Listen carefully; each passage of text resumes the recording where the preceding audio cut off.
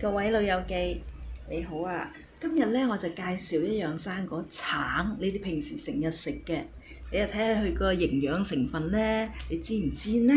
咁橙又叫柳丁，咁佢係骨子類嘅水果嚟嘅喎，含有豐富嘅維他命 C、膳食纖維同埋橙皮苷。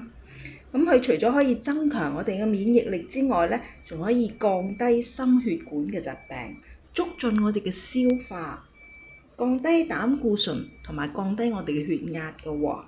因為有維他命 C 啦，就可以保護我哋嘅皮膚。較常見我哋而家市面買到嘅咧，就有慈橙同埋蜜篤橙。咁每次食半個好啦，因為係高糖高鉀嘅食物嚟㗎。